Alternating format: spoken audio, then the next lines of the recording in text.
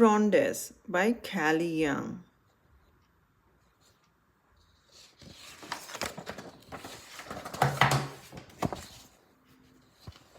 Chapter 1.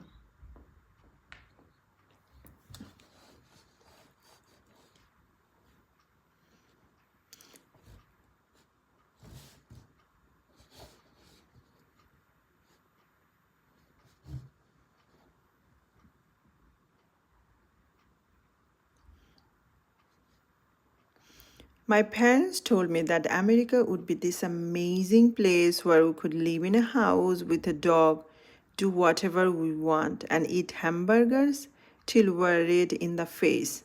So far, the only part of that we have achieved is the hamburger part, but I was still holding out hope, and the hamburgers here are pretty good.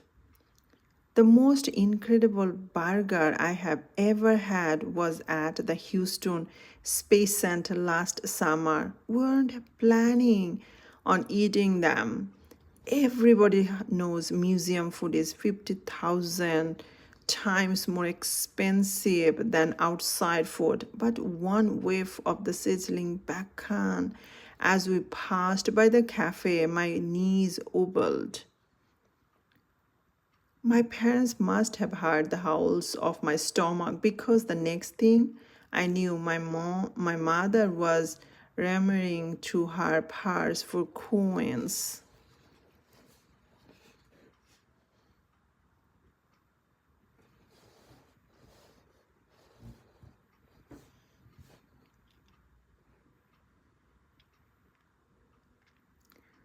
We only had enough money for one hamburger, so we had to share.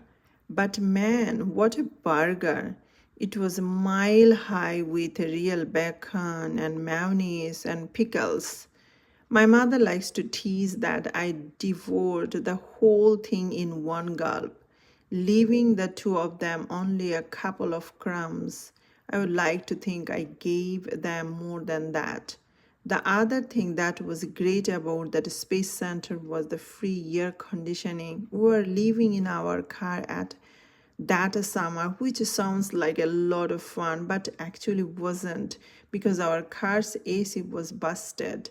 So after the burger, my dad parked myself in front of the van and stayed there the entire rest of the time. It was like he was trying to turn his fingers into popsicles.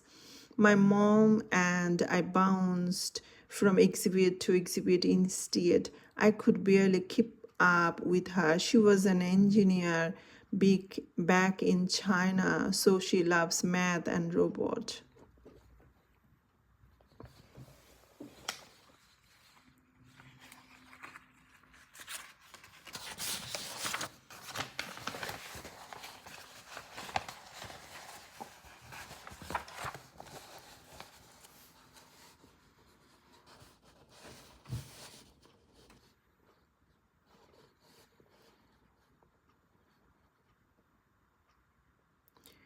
She would aid over this module and that module. I wished my cousin Shan could have been there. He loves rockets too.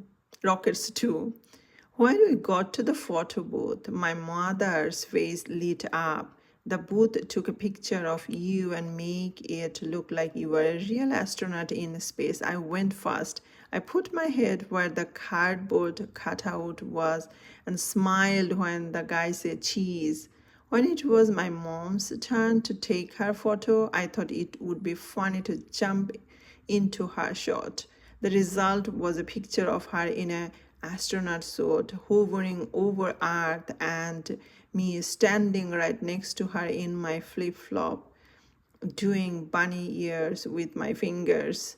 My mother's face crumbled when she saw her picture. She pleaded with the guy to let her take another one, but he said no can do. One picture per person. For a second, I thought she was going to cry. We still have the picture. Every time I look at it, I wish I could go back in time. If I could do it all over again. I would not photobomb my mom's picture and I would give her more of my burger. Not the whole thing, but definitely some more bites.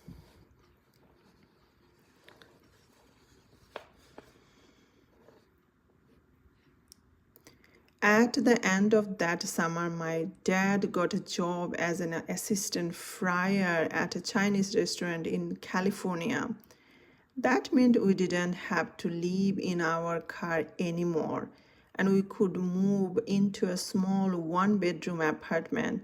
It also meant my dad brought home fried rice from work every day, but sometimes he would just bring back big old blisters all up and down his arm. He said they were just allergies, but I didn't think so. I think he got them from frying food all day long in the sizzling wok. My mom got a job in the front of the restaurant as a waitress. Everybody liked her and she got great tips. She even managed to convince the boss to let me go with her to the restaurant after school since there was nobody to look after me. My mother's boss was a wrinkly, white-haired Chinese man who reeked of garlic and didn't believe in wasting anything, not cooking well, not toilet paper, and certainly not free labor. You think you can handle waitressing, kid? He asked me.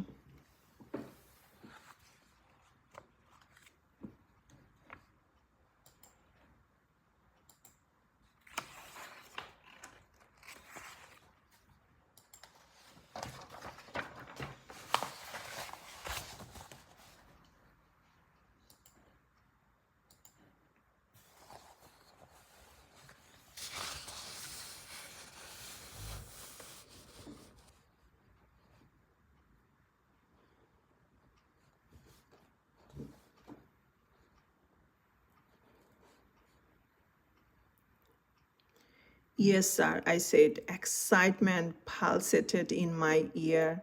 My first job, I was determined not to let him down.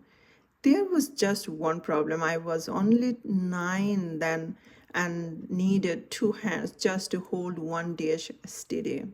The other waitresses managed 5 plates at a time. Some didn't even need hands. They could balance a plate on their shoulder. When the dinner rush came, I too loaded up my carrying tray with 5 dishes. Big mistake. As my small bag gave in to the mountainous weight, all my dishes came crashing down. Hot soup splashed onto customers, and fried prawns went flying across the restaurant. I was fired on the spot, and so was my mother. No amount of begging or promising to do the dishes for the next gazillion years would change the owner's mind. The whole way home, I fought tears in my eyes. I thought of my 3 cousins back home. None of them had ever gotten fired before. Like me, they were only children as well. In China, every child is an only child ever since the government decided all families are allowed only one. Since none of us had siblings, were our siblings, and leaving them was the hardest part about leaving China. I didn't want my mom to see my cry in the car, but eventually that night she heard me. She came into my room and sat on my bed. Hey, it's okay, she said in Chinese, hugging me tight. It's not your fault. She wiped a tear from my cheek through the thin walls. I could hear the sounds of husbands and wives bickering and babies wailing from the neighboring apartment, one as cramped as ours. Mom, I asked her, why did we come here? Why did we come to America? I repeated. My mother looked away and didn't say anything for a long time. A plane flew overhead and the picture frames on the wall shook. She looked in my eyes because it's afraid here. She finally said, which didn't make any sense. Nothing was free in America. Everything was so expensive.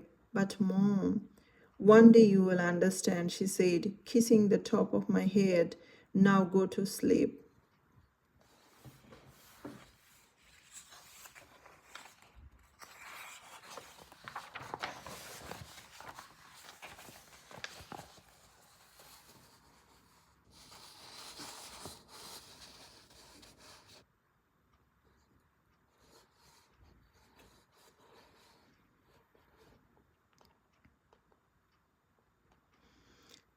I drifted to sleep, thinking about my cousins and missing them and hoping they were missing me back. After my mother got fired from the restaurant, she got very serious about job hunting. She called it getting back on her horse. It was 1993 and she bought every Chinese newspaper she could find. She pored over the job section with a magnifying glass like a scientist. That's when she came across an unusual listing. A man named Michael Yeo had put an ad out in the Chinese newspaper looking for an experienced motel manager. The ad said that he owned a little motel in Anaheim, California, and he was looking for someone to run the place. The job came with free boarding too.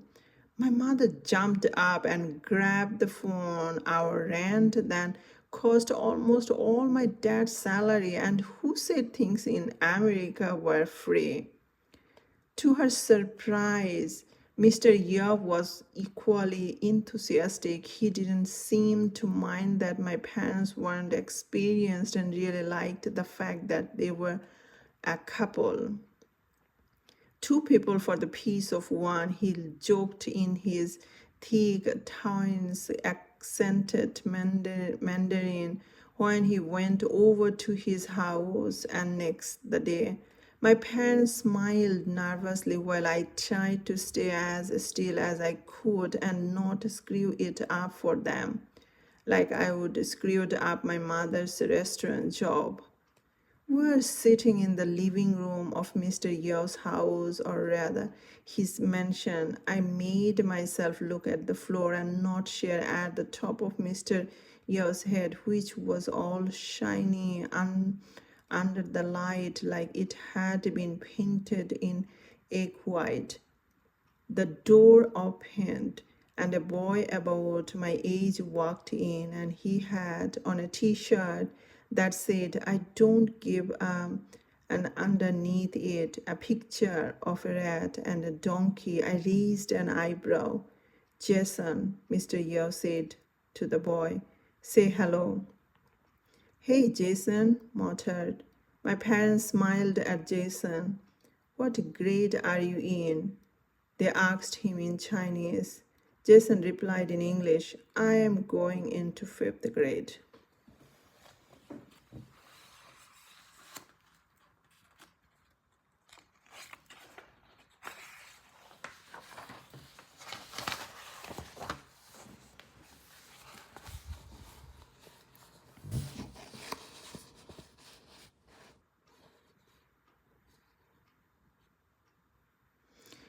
Same as Mia, my mom said.